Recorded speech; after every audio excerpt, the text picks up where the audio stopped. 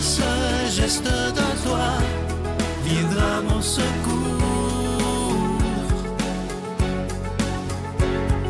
Viens semer dans mon âme le grain de l'amour.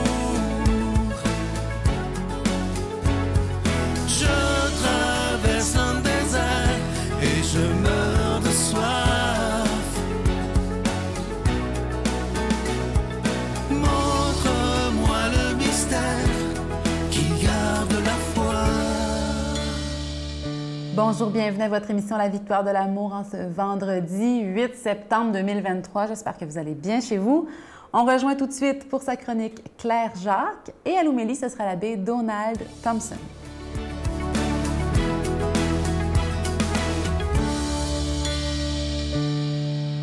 Bonjour, bienvenue en ce vendredi 8 septembre 2023 à ma chronique qu'on a baptisée « Les messages de la vie ». Et ce matin, le message de la vie nous provient de la sagesse des tout-petits. Moi, j'en reviens jamais à quel point, à travers très peu de mots parfois, les enfants réussissent à nous toucher le cœur au point de presque le transpercer. Tellement il y a de la sagesse, tellement il y a de l'intelligence déjà et sans filtre, bien sûr. Ce matin, j'ai envie de vous raconter un témoignage personnel. Je vous mets en contexte. Ma grand-mère est décédée, on est au salon funéraire et à l'époque, c'est 3 jours de temps, matin, midi, soir, la visite arrive puis ça n'arrête pas. Ce sont de très longues journées. Et on arrive à la dernière journée où là, je commence à me sentir de plus en plus malheureuse. Je regarde la tombe, le corps de ma grand-mère qui est exposé, puis je me dis, c'est la dernière fois qu'on va la voir. C'est rough, c'est dur, c'est difficile. Et mon neveu, qui a à peu près 1 an et demi, 2 ans, n'arrête pas de me suivre partout. On s'aime bien, c'est formidable. Et il me voit sortir du salon parce qu'à un moment donné, j'ai un trop plein d'émotions et je veux sortir prendre l'air un peu. Je m'assois sur le bord, il y a des sièges, et je pleure. Mon petit-neveu arrive, et puis il faut dire qu'à l'époque, il y avait un peu de difficulté à prononcer ses L et ses R. Donc, au lieu de « pleure pas Claire », c'était « pleure pas Pierre ». Et c'était très, très adorable. Donc, pourquoi tu pleures, Pierre? Bien, là, je lui explique. Ma tante Claire pleure parce que grand-maman, elle a terminé sa vie.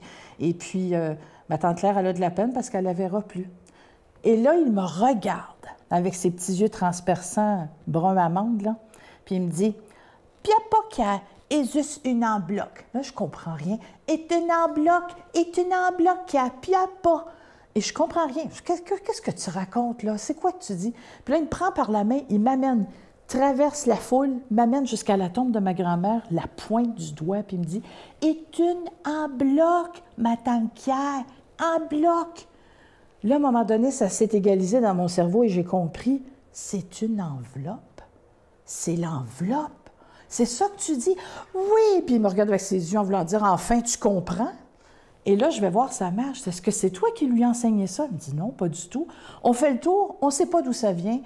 Et il nous dit ça. Puis après, il continue son explication en nous disant « Hépatie, hépatie, est-ce une enveloppe hépatie? » Je dis « Hépatie où, grand-maman? » « Hépatie, hépatou, et là, et là, et là, et là, hépatou. » Imaginez.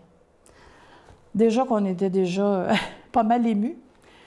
Ça m'a rachevé. Là, je me suis mise à pleurer comme une folle, mais pleurer de reconnaissance parce que c'est le plus beau message et la plus belle explication sur la mort que j'ai eue de toute ma vie. À ce jour, c'est toujours le cas. La plus belle explication. Ah, ces petits bouts de chou-là, des fois. Tellement de sagesse en si peu de temps. Ça me fascine. Ça me rappelle, entre autres, que Dieu est partout, surtout dans le cœur des tout-petits. Sur ce, je vous souhaite un excellent week-end. On se retrouve vendredi prochain et n'hésitez pas à m'écrire si jamais vous avez des suggestions et des commentaires. Je serai toujours heureuse de vous lire. Bye-bye. Notre Père qui es aux cieux, que ton nom soit sanctifié, que ton règne vienne, que ta volonté soit faite sur la terre comme au ciel. Donne-nous aujourd'hui notre pain de ce jour. Pardonne-nous nos offenses, comme nous pardonnons aussi à ceux qui nous ont offensés. Et ne nous laisse pas entrer en tentation, mais délivre-nous du mal, car c'est à toi qu'appartiennent le règne, la puissance et la gloire pour les siècles des siècles. Amen. La Victoire de l'amour vous invite à sa retraite spirituelle les 6, 7 et 8 octobre 2023 sous le thème « La justice de Dieu, c'est la miséricorde », en compagnie du Père Michel Marie, William Beaudoin, Sylvain et l'animation musicale avec Miguel, Jessica Poulain, Lilia Jobin et Alain Martineau. Spectacle musical du Père Michel Marie le samedi soir à l'hôtel et suite Le Dauphin de Drummondville. Réservé au 514-523-4433 ou sans frais au 1-888-811-92-91.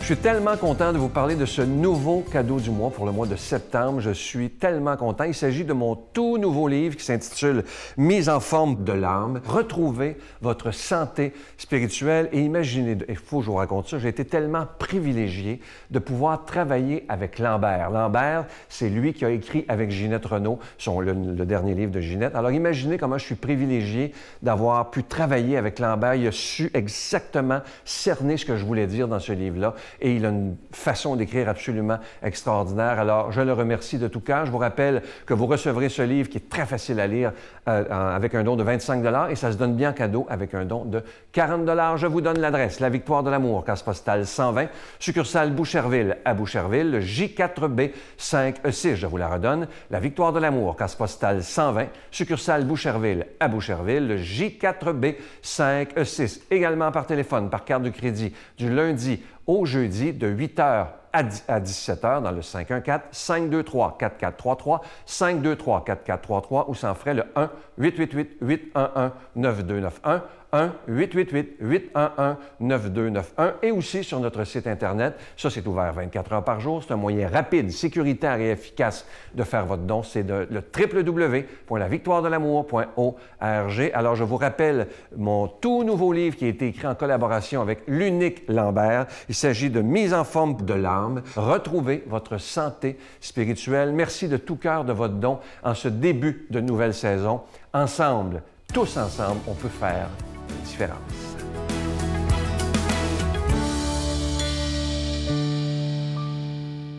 Mon Dieu, donnez-moi la sérénité d'accepter les choses que je ne peux changer, le courage de changer les choses que je peux et la sagesse d'en connaître la différence. Amen.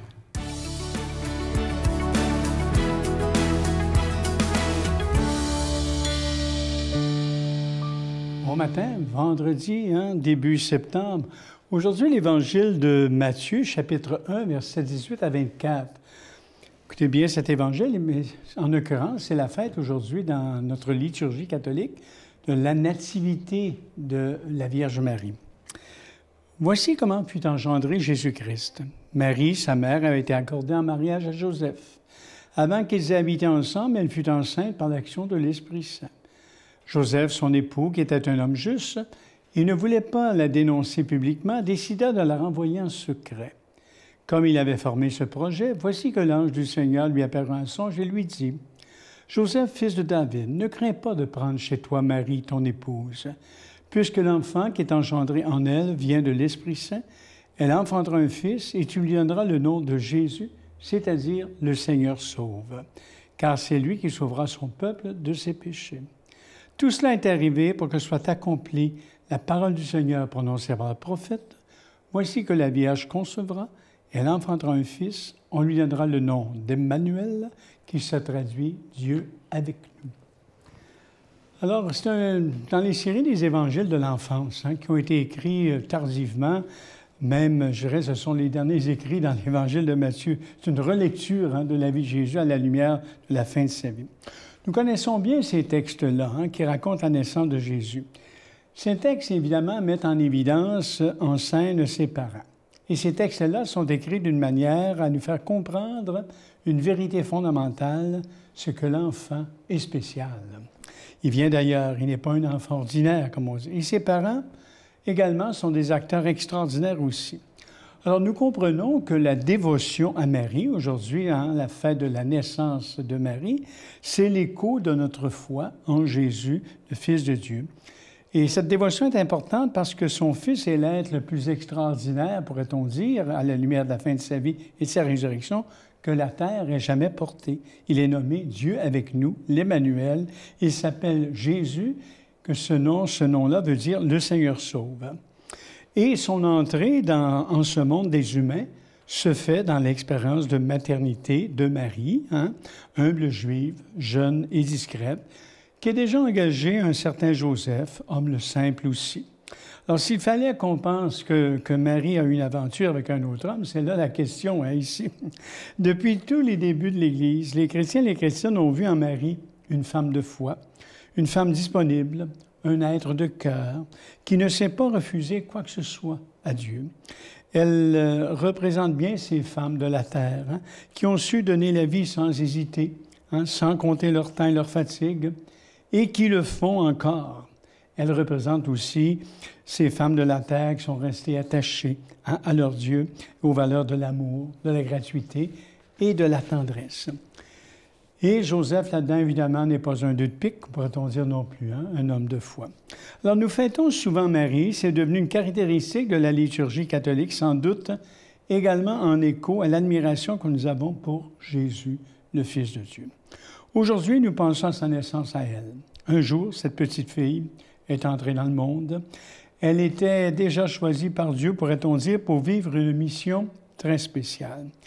J'imagine la joie de cette naissance, comme toutes les naissances qui nous font réaliser à quel point c'est beau de donner la vie. Quand je baptise un enfant, je suis toujours émerveillé de voir apparaître en ce monde un enfant de Dieu qui va partager notre expérience humaine, qui va s'éveiller à la vérité, qui va apprendre à parler, à rire, et qui va participer au règne de Dieu. Je m'émerveille toujours devant toute naissance, comme les parents d'ailleurs, qui n'en finissent pas de retrouver leur bébé comme étant le plus beau au monde. Marie devait bien être la plus belle petite fille de son village, elle aussi, du moins pour ses parents. Mais surtout, elle était belle intérieurement. Et la suite de son histoire va nous le révéler. Et c'est la même chose pour Jésus. Jésus est le plus beau des enfants des hommes, intérieurement, parce qu'il est totalement en communion avec le Dieu de la vie, le Dieu de toute sainteté et de tout amour. Et la suite de cette histoire nous feront comprendre à quel point il exerce une influence sur l'humanité tout entière. Alors, je veux souhaiter à tous les mamans la joie de leur maternité, une joie qui dure malgré les difficultés. Donner la vie humaine, c'est un immense privilège, quelque chose de grand, de sacré. Et je veux souhaiter aussi aujourd'hui à tous les parents la joie de reconnaître leur immense dignité de porteur de la vie. Vous savez, la fête de la Nativité de Marie nous redit à quel point chaque être humain est grand. Chaque être humain reçoit, dans le fond de son Fils, cette étonnante qualité d'être reconnu enfant de Dieu. Alors, mes amis, aujourd'hui, vivons cette journée dans la joie de nous savoir accompagnés et soutenus par la bonté, j'oserais dire, maternelle et paternelle de notre Dieu. Soyez bénis, aujourd'hui, le Père, le Fils et le Saint-Esprit. Amen. Bonne journée. Je vous salue Marie, pleine de grâce. Le Seigneur est avec vous. Vous êtes bénie entre toutes les femmes, et Jésus, le fruit de vos entrailles, est béni. Sainte Marie, Mère de Dieu, priez pour nous pécheurs, maintenant et à l'heure de notre mort. Amen.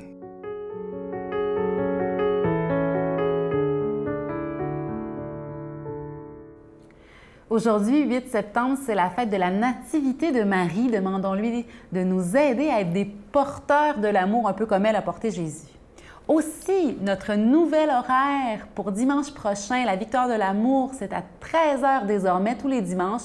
La Victoire de l'amour à 13h le dimanche, donc un horaire qui vient de changer. Donc, j'espère que vous y retrouvez. Sylvain nous y attend. On vous a préparé une émission fantastique, ne manquez pas ça. Donc, nouvel horaire pour votre émission du dimanche, La Victoire de l'amour, ce sera à 13h à TVA. Ne manquez pas ça. Donc, soyez des nôtres avec ce nouvel horaire qui est là pour vous, 13h, La Victoire de l'amour. Je pense que il faut beaucoup pardonner, autant d'abord qu'à de l'autre, puis être conscient que le jour où j'y ai dit oui, c'était pour la vie. L'important, c'est la rose, l'important. C'est la rose, l'important. C'est la rose, crois-moi.